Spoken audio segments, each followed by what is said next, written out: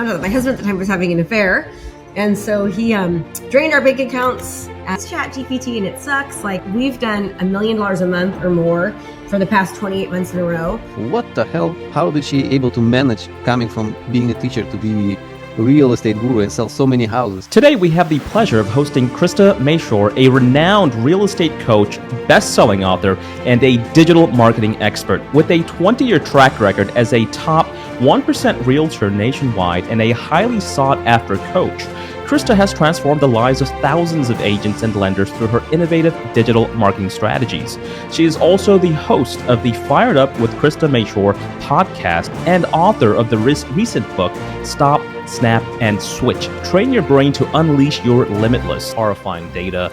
Students are stuck with huge amounts of debt. So much just lack of knowledge costs people hundreds of thousands of dollars. Go to college, get a degree is like so overrated now. And I made around $60,000 a year as a teacher. When you take action quickly, you're going to succeed more. Make decisions quick.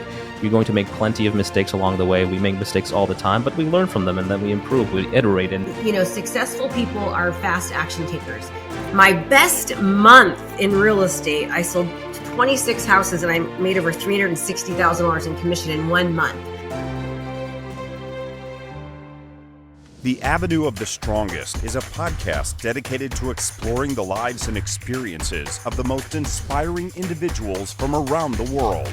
Each episode features interviews with fascinating guests who share their insights and wisdom on a variety of topics, including education, impact, motivation, health, and learning.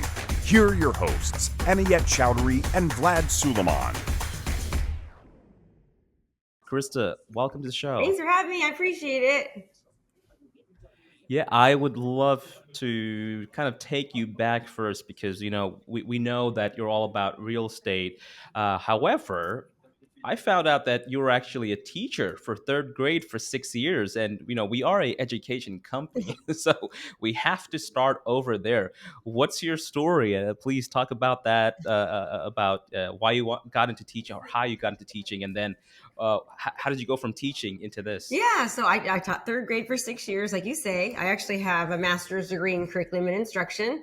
I was going to be a principal, and then my daughter got really sick, and so she almost died, actually. And so they told me that she was probably going to have really a rough, beginning. So I ended up leaving the teaching profession and wanting to be a stay-at-home mom so I could, get her past all of her milestones. And then really quickly after leaving the teaching industry, I found out that my husband at the time was having an affair. And so he drained our bank accounts. Within a couple of weeks, I had a new woman picking up my daughters, taking them for Thanksgiving. And I was like, oh no, I have got to figure this out because we had just bought in a brand new home. And so when I left the teaching career, I thought, okay, I'll just get into real estate and I'll just sell 1 or 2 houses a year, maybe 4 or 5, just so I have enough to kind of make what I was making as a teacher, but I can be home a lot. But that very quickly changed once my circumstance changed. So I had to dive full into real estate, and it was great. I sold 69 houses my first year, and was able to keep the kids safe in their home, and that's how it started. Wow. Wow, that is a very intense story. Well, thank you for sharing that. I know you do podcasting and you share a lot of stuff as well, but I love listening to other people's stories and journeys. We all have a unique story to share, but that's very interesting. The story of going from a teacher into this and kind of finding that path.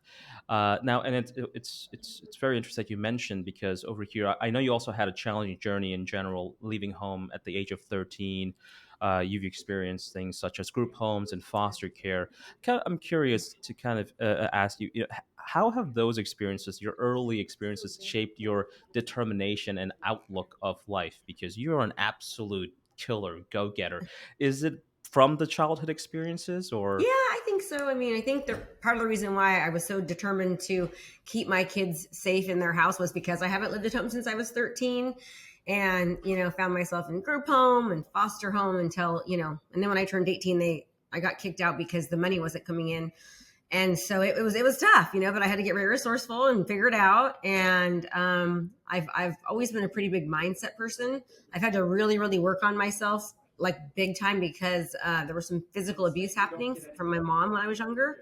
And we're very, very close now. She's been instrumental in my healing. But when you have physical abuse from a parent, it kind of psychologically can sort of mess with you. So I really made a choice at one point that I was going to, be great. So I started doing personal development and reading books and going to counseling. And I literally have a practice every day. I practice it because it's easy to get kind of,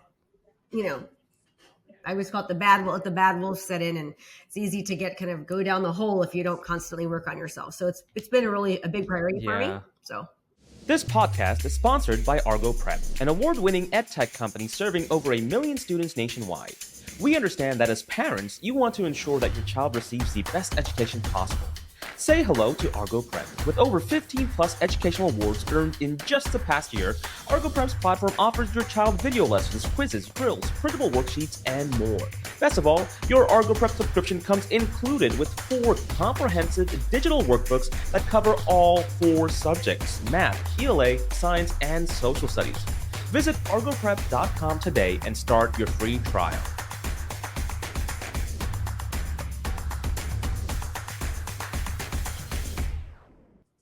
Probably all teachers, What do you all think? teachers who are watching right now thinking, what the hell? How did she able to manage coming from being a teacher to be a real estate guru and sell so many houses? I guess teaching helped you, to communicate with people, or it's not connected at all. they actually told me when I first got into real estate, they said teachers do really, really good in this industry. And I think it's because I am a teacher at heart, and I have a great love for people. It's insane. So when I was teaching with a master's degree for 6 years, I left the profession and I made around $60,000 a year as a teacher. My best month in real estate, I sold 26 houses and I made over $360,000 in commission in 1 month. And it's crazy to me, like how underpaid teachers are. It actually pisses me off, to be quite honest. I think they should be paid like doctors, because I know how hard it is, and it's getting harder dealing with parents and the kids that have so many issues now. But it was a great move for me. I did it for 17 years straight as a full-time agent, almost pretty much in the top 1% almost every year. And then I was kind of bored being a real estate agent, and I was really burnt out because I was averaging I averaged around 135 homes a year was my average over the 17 years. And I just was at a point where I'm like, I'm really good at this. I miss teaching. And so I'll start teaching agents, So I did. I left the real estate. And my people thought I was crazy. They're like, Krista, normal people don't leave their career at age 47. I think I made like about $1.8 million in GCI that year. And my parents thought I was crazy to leave a job like that. But I was going to go crazy if I didn't, because I was tired. So I decided to go for it. And it's worked out really well. So in a hindsight, would you go right away to real estate, or you will still pursue career in teaching?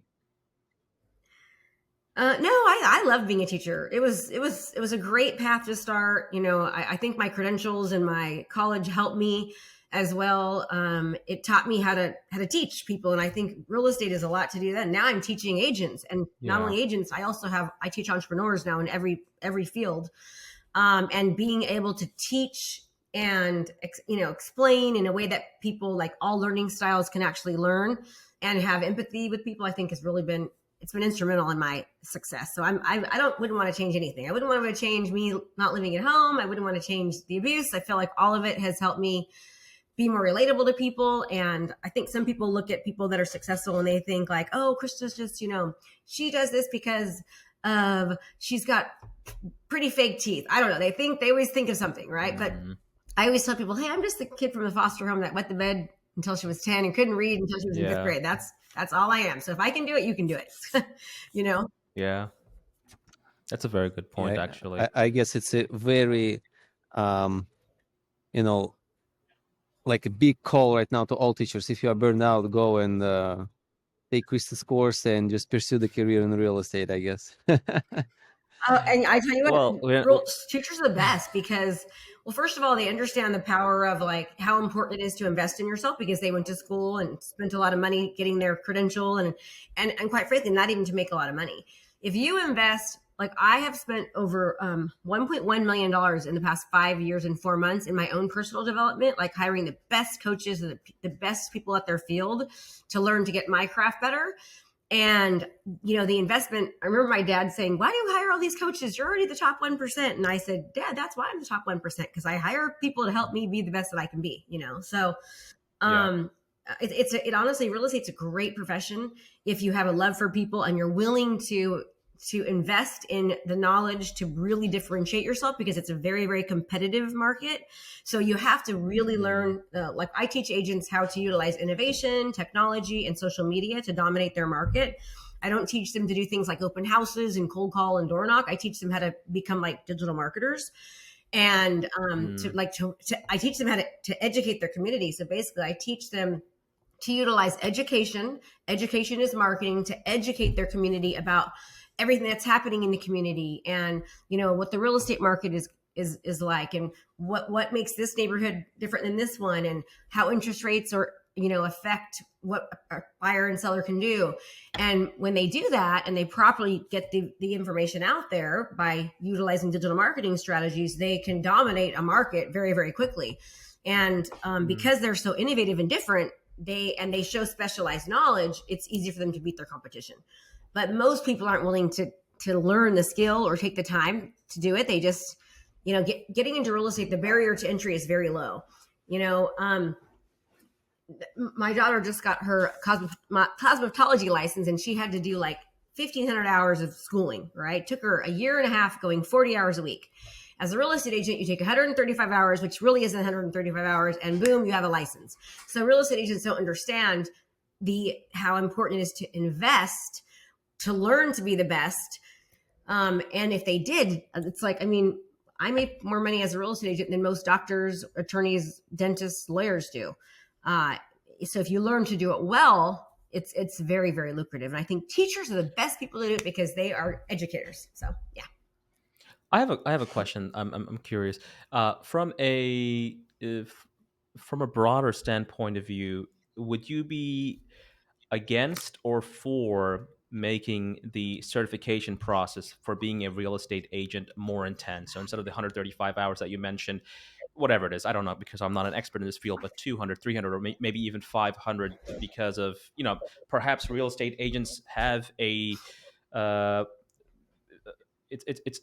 have huge responsibilities that perhaps this 135-hour course they're not well equipped to do that. I I'm interested in hearing your thoughts would say that. I've been saying I feel you should have to have a bachelor's degree to become a real estate agent, because they're dealing with, excuse me, my nose is itching here. They're dealing with people's most valued asset, right? Like in most cases, selling a home is going to be the largest financial buy or sell that people will ever do. Yes. Right. And I have seen so much just lack of knowledge cost people hundreds of thousands of dollars. So it's really a big deal. And it's very, very, you're dealing with people really undervalue real estate agents, but the ones that are good, they should be paid what they're paid, because people are so emotionally involved in selling their house. Also, because it's so easy to get a license, the good agents are having to do 5 times the amount of work because they're dealing with so many parties to the transaction. And there are a lot that have no idea what they're doing. So they're having to like think 4 or 5 steps ahead. And as long as they know what to expect, they could really do a great job. But most agents don't even know what to expect, because the average agent sells less than 2 homes a year. So you cannot master anything, right? Wow. Yeah. Is that really the stats? The NAR says it's the average realtor. It's 12, but it's not. If you take the amount of licensed real estate agents and unlicensed real estate agents and you divide it by the amount of homes that have sold, it's about 1.7 homes a year. The average agent sells. Wow. Yeah. Hey there, before we dive back into the episode, I wanted to stop for just a brief moment and express our heartfelt gratitude. Knowing that you've chosen to spend your time with us, to listen and engage with our content, truly warms our hearts. Every story we share, every topic we discuss is made much more meaningful if you are here with us on this journey. If you found value in what you've heard so far and you're excited as we are about the episodes to come, we'd be so honored if you'd hit that subscribe button. It not only ensures you stay informed of all of our new content, but it also supports us in continuing to create and share. From all of us here, a sincere thank you. Now, without further ado, let's get back to the episode. Wow. And the So beware what you're telling. and the strategies that you teach in your in your course, is it? I mean, it can be applied in any state, or it's just let's say we are from New York. So in New York, it's same strategies, same marketing. 1,000%. It's same strategies everywhere. People will say, well, I live in Canada, it will work. It's like, yes, it will. And the reason why it works is because it's so contradictory to what they've been taught to do. So we teach them how to market themselves and to become marketers. So you want to be a top producer, become a marketer, and serve, not sell. Just educate your community about anything and everything real estate or community related. Take that content, put an ad spend behind it. We teach them how to run Facebook ads, how to target, how to retarget, and then we give them the tools to really position themselves as the authority. So for example, I've written 4 or 5 best-selling books. We teach them how to become an author. And then we give them, like, we do beautiful marketing plans, and we teach them how to create community funnels, and we give them all the resources so that when they actually get an appointment, they're pretty much impossible to beat. So yes, it works out anywhere. I guess it's just the different level of amount of initial investment needed, depending on the state where you are. If in New York, I mean, it's much better. If you are in Arizona, it's much less, correct? No, I think it's so. Sometimes being in a larger city can be even harder. So for example, in real estate, if you think about a 15-mile radius in real estate in New York, you're probably reaching millions of people, I would assume, right? Yeah. Right. Okay. Well, a 15-mile in Arizona is less, which actually, and sometimes can be, depending on how your strategy can even be better, because the same people are seeing you over and over again.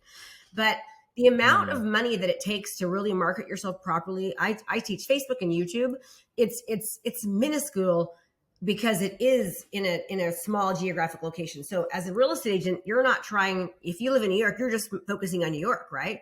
You're not trying to market to people that live in California and vice versa. So it really, I teach people to be super niched and like to dominate even a certain neighborhood. So for example, in New York, you could teach people to like a certain high-rise building. You tell people, hey, you wanted to talk to people about everything about that high-rise building. What's nearby, what are the prices of the homes, what are the styles of the homes, like what amenities come with it, how much is the HOA, what should they be aware of, what are the goods, what are the bads, and just like, so when somebody goes to Google XYZ high-rise, like your information constantly shows up. And when you are the one that's giving all the information, then people are going to assume that you're the expert. Right. And so your authority goes up and people will call you based upon just being the expert in the area. I see the sign behind you, so I want to speak about that sign. Which one? On the back, it reads "Focus, do it now," right? Yes. Do it now and focus. Yep. Yeah. So I want to speak about it. Can you share a story behind this sign and how it serves daily reminder and a motivation for you?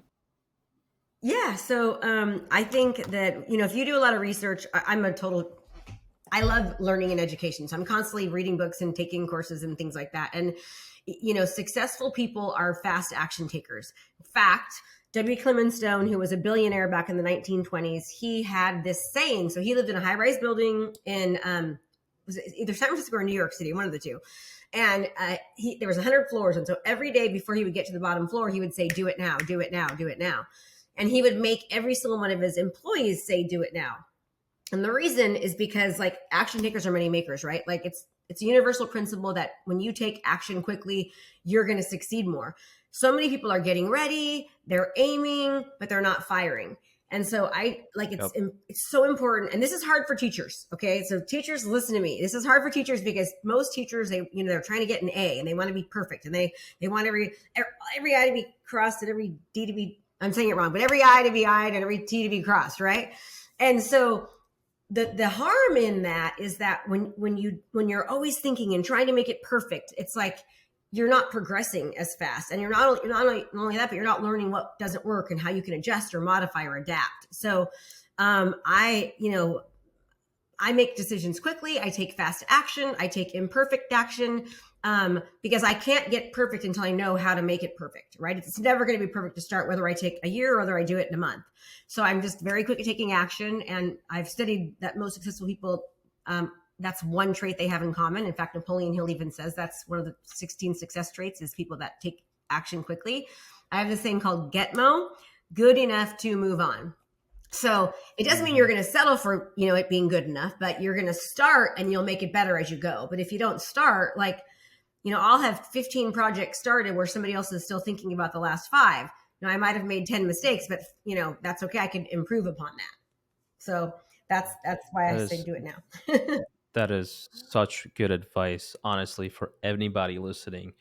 I know so many people, and in fact, I don't know the data. That'll be interesting. I'm sure there's data out there where they've run at least a small study, but so many people don't take action fast enough. Very true. This is one of the quickest way to failure. Listen, you take action, you do it quick, you make decisions quick. You're going to make plenty of mistakes along the way. We make mistakes all the time, but we learn from them and then we improve, we iterate, and we go ahead. Yeah. So time is of the essence. But that is actually, we don't really. That's a very good advice. Mm-hmm. It's very good advice. How did I Russell live by it. Brunson help you on your journey with the ClickFunnels?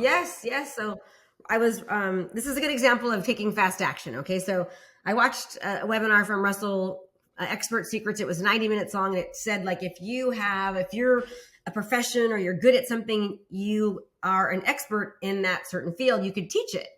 And I was like, oh my gosh, I'm an expert in real estate. I've done it for, 17 years. I've sold 2,300 homes, top 1%. I can teach this to other people. So I literally, they said, if you want a phone call sooner, just call this number, or you can get on the calendar. I called the number and I was like, hey, I want to learn more about this. They're like, yes, it's $15,000.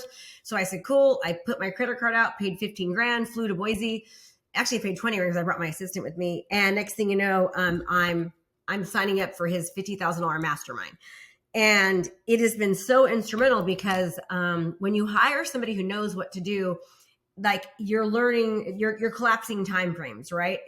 You're taking all of their experience, their knowledge, the money they've spent, and the failures, the successes, and you're learning how to do or not do it in such a more shorter time, right?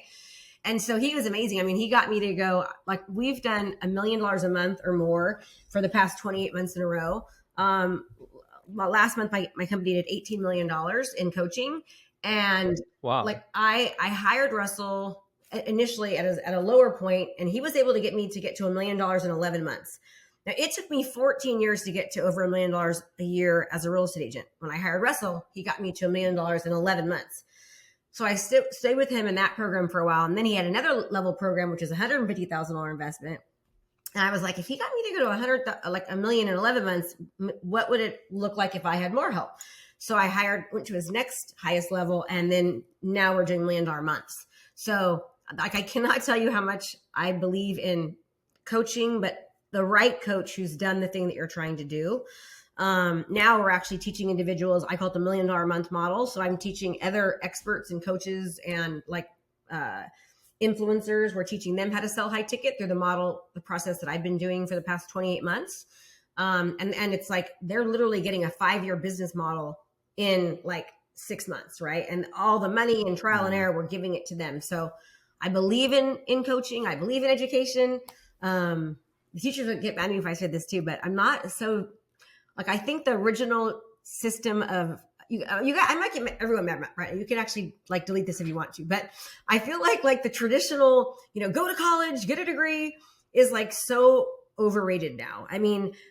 Personally, the amount of debt that's incurred. So do you know that for people that graduate from Cornell, Harvard, all these great schools, they spend on average close to $200,000, between $180,000 and $220,000 for the tuition, and they graduate making between $52,000 and $61,000 a year. And after 12 years, the average person makes around $80,000 a year. Now, look, Wow. I mean, that's just insane to me. And I have a master's degree. So like, I believe in education, but now what I've learned over the past 5 years and what I've seen, when you hire somebody who specializes in the field that you want, and they've absolutely nailed it and learned to do it in a very successful manner, I think that's almost a better route to go. Now, this is not to be the case with dentists and doctors and that kind of thing, but for somebody that's trying to learn a specific craft, like real estate agent or insurance agent or financial advisor, these kinds of people, loan officer, I think that makes it different, because when you get your license, you're not taught to do anything. Like, for example, when I got my license, one of the test questions were, how many feet are there in a mile? Or I don't know, like, who cares, right? You never will use that again. They don't teach you things like being a marketer or how to, like, anything, quite frankly. So if you can go to someone who's really figured it out, you can just, make such of a higher impact and make so much more money by hiring a professional. So now you make you're like, delete that part out. All the teachers are going to get mad at me. No, that's very important, and it's definitely not. And I think a lot of teachers are also becoming aware of this. Before we would always push on to students that you have to go to college, you have to go to college, you have to go to college. Look at the results; it's horrifying data. Students are stuck with huge amounts of debt, and they have a master's degree making $50,000. Yeah. But I think a lot of high schools now are also supporting other things, Trade. such as trade school. So it's pleasant to see that students are being encouraged to know, hey, there's actually not a lot of electricians out there and plumbers and carpenters. Yeah. But aside from that, yeah, I mean, listen, if you want to go to undergrad and today and get a English degree, that's probably a pretty bad path to take. No offense. And if you haven't really checked out the AI and where it's moving towards, and that we have incredible AI models out there, we no longer need creative writers for the most part, right? Sad, In a room full of actually. 100. It's sad, but the cat is out of the bag. I mean, it's out. There's no pushing it back. There's no putting it back in. And but yeah, there are so many. And this is actually, well, we'll ask you, since we're talking about this right now. Have you dabbled in that yet? Big time. What are your thoughts, and how do you see this impacting? Let's say the real estate agents. So I think it's going to impact every industry, right? So right now I actually have this company that I've hired. They're mind cloning me, which means, like, I've given them all my books, right? They're all my books. They're uploading all my own content, videos I've done, like my best Facebook ads, my best email sequences with the highest open rates. They're literally taking all of my intellectual property and putting it into a mind clone to where people could go in and ask me questions based upon actual my answers. And it can be sold as a software. It can be a part of my program, which we're making it now, right? We're calling it, you get Krista's AI as a part of shining the program. So they could literally ask me a question and it's me answering. It's not Chat GPT. So, and I've been writing scripts for my real estate agents for 5.5 years, and I've done 90% of them all by myself, and it's hard. Well, now I can take all these scripts that I've been writing. We have like over 1,000 of them, right?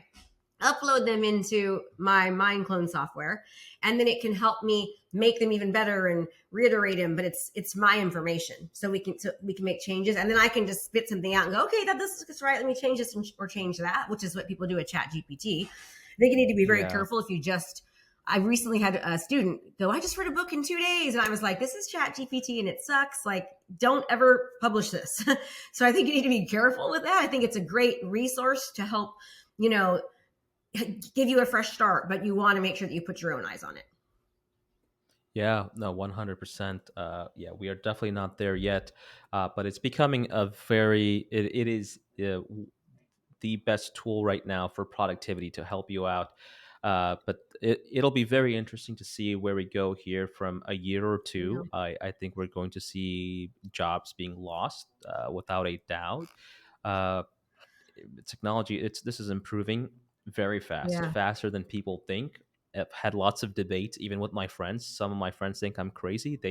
They think it's just going to be a tool out here to support you, but they don't think jobs will be eliminated. Oh, I promise you, jobs will be eliminated, unless, of course, it gets stopped at the government level if we pass a law when it comes to generative AI and things like that. And by the way, United States does a horrible job in compliance and regulations when it comes to AI.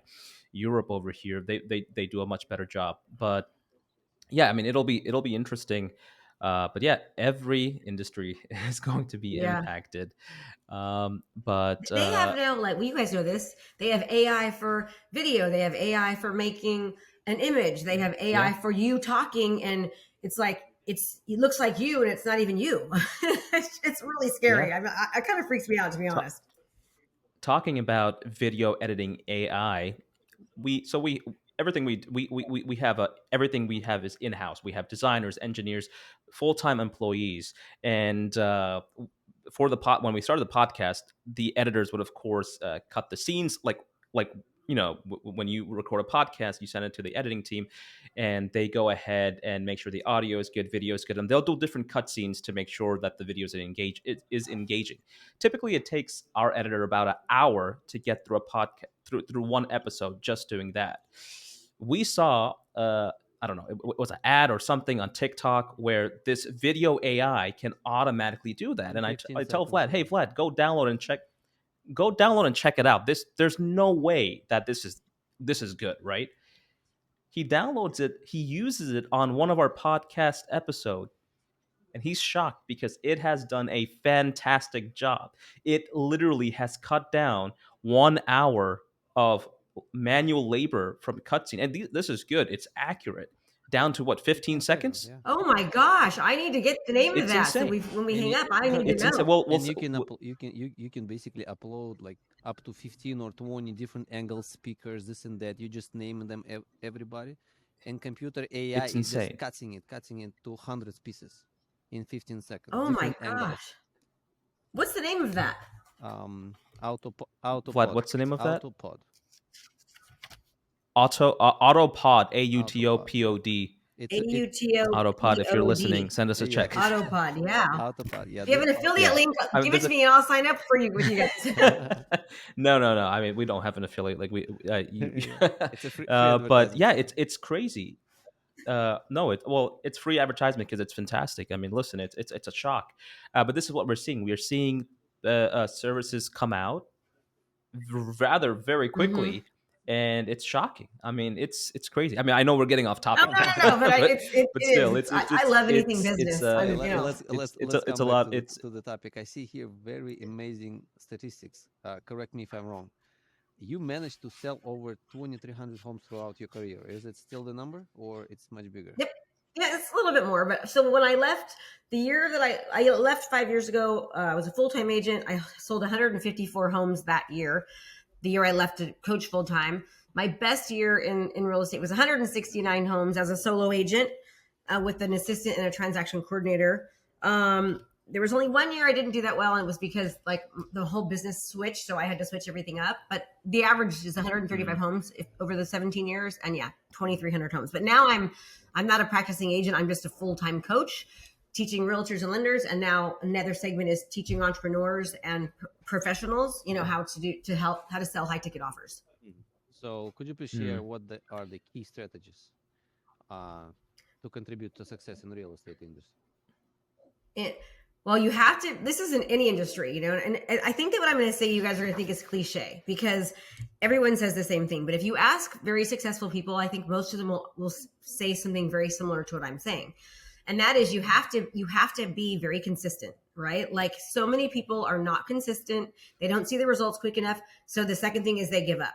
You can't give up. You've got to keep on going, right? You guys know the story from Napoleon Hill being 3 feet from gold, right? I mean, most people are 3 feet from gold, but because of the way that our world is, like Twitter, twatter, ping pong, ding dong, like everybody wants everything now. And when they don't see the results right away, they just give up. So I think you have to stick to it. You've got to be consistent. I believe having a positive attitude is one of the most important things of anything. Like mindset is more important than skill set. That is so true. People will say, show me how to build a funnel or do all this stuff. I'm like, we have to start with your mindset, right? So really keeping a positive mindset is just huge in success. And I have this thing that I do called Thrive. So there's something called a Pomodoro technique. And what that is it teaches you how to set your timer for a certain amount of time, be very specific on one activity, take a 3-minute break, and then get back to just one activity. Well, I do something called Thrive in between those segments where the T stands for like giving thanks. So I'll just really quickly do something that I'm thankful for. And then the H stands for be happy. So I'll like literally make myself laugh out loud. So I'll start smiling and laughing. And the reason you do that is because dopamine is released. The reason I show thanks is because research shows that every time you show gratitude, the positive results last up to 2 weeks just from showing gratitude.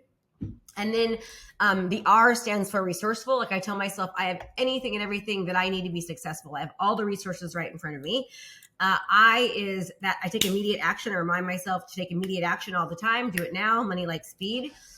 V is I visualize like my success. I visualize what I'm wanting because the neurotransmitters in our brains don't know the difference between if we're actually doing it or thinking about it. There's a ton of research studies about that. My book, Stop, Snap, and Switch, talks all about that.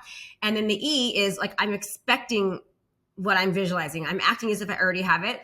I have high energy around it, and I'm very enthusiastic. So I do that as my goal is to do a minimum of 4 times a day. And all those little things for Thrive, just it's like I'm training my brain to work for me and my body to work for me, not against me. Those are the kind of things that I think successful people do. Like they learn things and they actually implement them, right? Because people say knowledge is power, but I don't think that's really true. I think implementation is power. Like you can have all the knowledge you want, but if you don't do anything with it, it doesn't make a difference. So successful people, they take action, they don't give up, they're consistent, and they really work on having a positive mindset. I want to, sorry, Vlad, you wanted to say I want to something? add something. It's very funny that after I ask what's the secret, I think most of the people would expect some secret sauce, some secret mathematical formula or something. Please give me. And answer is very simple. Everything is simple. Everything, the most genius thing in the world are simple. And this is the hardest thing to do. So true. Yeah. So true. I mean, it is, but it's everyone says, what's the one thing? What's the one thing I should do as an agent? It's like, it's not one thing. It's all the little things combined. Like if you think there's just one thing, and that's another problem people have is they're looking for that magic answer. It's called hard work, dedication, persistency, and being positive. Okay, people, there is no and what magic. People and yeah. And well, people don't understand that is the magic because most of us fail to do that. Most of us fail to be consistent, persistent, determined, all of those things. Yeah. We give up so easily. Most of us give up so easily. How are we going to achieve success? But Krista, I know that you mentioned before that you believe in people before things. Wondering if you can share with us how this philosophy has shaped your coaching methods and business practices. Yeah, I love it. It's like serve, don't sell. I believe if you put people before things, the things will always come. And I think a lot of people are just so worried about making money and and they don't, like there's so many different books on over serving and giving like the best, like over delivering on what you're doing. And I think that's gotten lost in trying to make money. First couple of years in coaching, I wasn't very profitable, not because we didn't make a lot of money, but because I kept putting money back into my coaching business. I would hire more people to support people more quickly. I did everything I could to make sure that my students got the best result. And because of that, now we are very profitable, but yeah, a lot of people forget that. It's like, people work so hard on getting people into their world, but then they don't take care of them once they get them. And if you've ever read the book from Joey Coleman, Never Lose a Customer Again, he talks about this, like the cost of acquiring a customer is so difficult, but the cost, like it's so much harder to acquire a customer than it is just to keep the customers you already have happy and to take good care of them and to create raving fans. And I think like that's something that I'm obsessed with the customer client experience. Like I'm obsessed with my people getting a good result. And because of that, like we make great money, but that obsession is first. Yeah, no, I love that answer. And that is 100% accurate. Some of the greatest companies, when they put the customers first and they serve the needs of the customers, those are the companies that walk away and are able to survive. You can't really get caught up. I mean, customers always come first. And so I think that's another great and fantastic piece of advice. Um, I know that you have an upcoming 3-day digital marketing mastery class called Unstoppable Agent. You want to talk a little bit about that and Yeah. how it helps agents thrive? Yeah, so we have it every month. It's digital. It's virtual, so they can take it right from their own home, and we teach them how to utilize education, digital marketing, and social media to like have a unique value proposition. And it's all of the strategies that are working right now in real estate. So we literally teach them things that they're not being taught anywhere else. And they can, if they go to KristaMashore.com/ArgoPrep, they'll be able to Okay. KristaMashore.com/ArgoPrep. They'll be able to get a ticket there. And again, if they don't get good value of it, we give them their money back. It's less than the cost of a couple cups of coffee. We over deliver at that, because what happens is many people are like, oh my gosh, this is so awesome, but I need her help. So they end up hiring me to coach them. That's our biggest way we get people into our coaching world, is by doing a 3-day event and just pouring into them like crazy. So Vlad, I'll pass it over Yeah, to I you. want to speak about your coaching Krista Mashore blueprint. So let's say I would like to be in your coaching session. So I'm an entrepreneur. We are an education business. So how would I benefit from it? So, well, we give you the blueprint. Like we give you the exact model of everything that we've done, like the PDFs, the how-tos, the step-by-steps, the action plans. But on top of that, we give you the accountability and the coaching and the support. There's research studies that talk about how, there's this one study about people that are dying from like heart problems. And the doctors tell them, if you don't stop doing this thing, you're going to die. And after a year, 9 out of 10 people could not make the change. But they had another group that had coaching, accountability, and support. 77% of those people were able to change. So you're 7 times more likely to be able to make change when you have coaching, accountability, and support.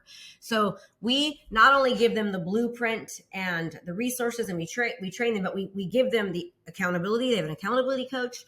They have weekly calls with me. They have drop-in office hours, 16 times a week they can go to. We help support them, which is one of the biggest mistakes I see that most coaching companies make, is they don't offer the support, right? They just, and I think that, and I know that's why most people fail, because they need help, right? So, yeah, it's something that we pride ourselves on.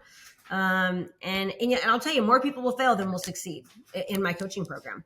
And I tell people, like, you probably will not have the success that you want, because most people will not do what it takes, and they don't give it the time. Like, we've noticed that the most successful people, they understand, hey, you're building a foundation. You're not just going to all of a sudden overnight become a top producer. This could take you 8 months or a year, maybe even a year and a half. But if you just stick to it, like their business, all of a sudden when the momentum hits from everything we're showing them, like we have brand new agents beating top producer agents. It happens all the time when people stick to it. But even my students are like, what's the one thing? I'm like, it's not the one thing. It's all the things. Like, there is no one thing. So we're pretty upfront about this is you're going to have to work. You're going to have to invest your resources. You're going to have to invest money and time into making this work. And if you can do that, and you do what we tell you, you are going to see massive results. But even people that pay, they don't sometimes, Come on, 1.5 years is nothing. You will blink with your eyes and it will pass. Even if it's 3 years, it's fine. If you're going to achieve real nice results. What, people expect to be millionaires in 1 month? Yes, they do. Yeah, well, they do, and but listen, it's hard, right? I mean, we're humans. Think about it. I mean, I guess we're fortunate in that sense of trying and failing so many times, but it's hard. People want it quick, and everyone wishes there's a magic secret sauce that you can plug in to into your calculator and that's it. But yeah, it is what it is. Yeah, I have. But yeah, I mean, Yeah, sorry, I mean, for cutting. I have one last question on my side. So, as a successful entrepreneur, yes, who is making right now, as far as I understood, minimum $1 million a month, wife, a mother. So, how do you balance all this and still motivated to come work every day? I think for me, I just have an internal motivation. Like, one thing someone told me once is like, you can't teach somebody how to be motivated. And I agree with that. Like, it's really difficult so I think I was kind of born with that. I've kind of been a fighter, obviously haven't lived at home since I was 13. Now I'm a multimillionaire. And it's because I am a fighter. So I think that's one way. I don't believe in balance. I think balance is BS, quite frankly. And I don't mean that like everybody wants to be balanced, but I think it's very difficult. So for an example, a year ago, my husband and I were having marital problems and I almost left. And that's like, I vowed I'll be married to him forever because he's my best friend and he's the most amazing human, but we were having issues. So I had to focus. I had to put my balance on my husband so I could get balance back in it, in my marriage. And so when I did that, I didn't put as much balance on my business, right? So I think that we have to put balance where is needed. When you're building a business, you might need to tell your family, I love you, you're amazing, but I'm going to be like really focused on this for a certain amount of time. And if you can just tell me if you need more of my time or attention, just let me know and I will give it to you. But for now, I have to do this, right? So I teach my students that balance is BS. And I say the real words, but just because I don't usually cuss, but that's the one time I do, because I think there's a lot of pressure, especially on women. It's very difficult for women because we have to be wives and we have to be mothers and we feel guilty. Right. Like it's so hard for women, but I think sometimes too, women need to be a little bit more selfish. And if they can be more selfish short term, it'll have such lasting effects long term. Right? Because the happier they are, the wealthier they are, quite frankly, the more financially secure they feel, because that's a big thing with women, the more they're going to be able to be happy and show up better for their family later on. But they have to give themselves that grace sometimes. And that's a lot of what I coach my agents on, because I have a lot, probably 65% of my people are women. And they go through that a lot. And I have to remind them, hey, this is short term. You're still gonna be a mom forever. This is just a short time, That's really good advice, honestly. That is actually very good advice with the balance. When you start the journey of entrepreneurship or building your own company or starting your own company, it is unimaginably difficult. If you've never done it before, it's unimaginably difficult. It's all consuming. It consumes you in every way. And guess what? The odds are also against you. You may be putting in 200%. You may be working 12 hours a day, 15 hours a day. And at the end, you may very well fail. But you fail and then you try again. I mean, that's what it is. I mean, you may have had, like, I don't know if there's all the studies show that something that's more important than execution or the team or the money is actually the timing in the market when you launch your product or when you launch your service, if it's needed. So timing is critical. And how do you know that? So I'll share a quick story. We started ArgoPrep when I was in college, and we first started off as a tutoring company, and we then went into publishing our first book. Today we have over 100 books published, but our success kind of fell by luck because we timed the market right when we entered into that, and we did very well. And that's really our bread and butter today. And we've done plenty of projects since. Many of them failed, right? We have a ton of failure on our end, but that's what business is. In business, all you need is just slightly 1% more win. That's what business is in reality. We have so many projects that we've invested in ourselves and launched. A lot of them fail. So many. Except we just win 1% more. That's all it is. We just win 1% more. Krista, I'd love to ask you one last question before I let you go, which is, who has been the strongest or most inspiring person in your life, and what lessons have you learned from them? I get asked this a lot, and I don't have like a big guru I'll say, but I will say this. That's not true. Russell Brunson has probably been the most inspiring person in my life. And I love Tony Robbins like crazy. So I love Tony. Okay.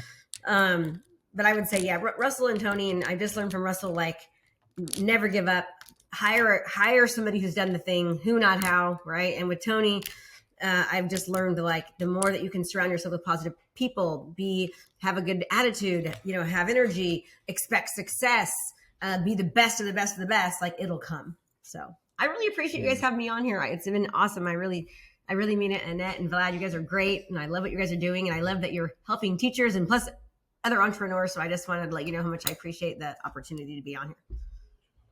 Thank you, and thank you very much. We certainly appreciate you and for your generous time. Krista, thank you so much for joining us today. You guys are awesome.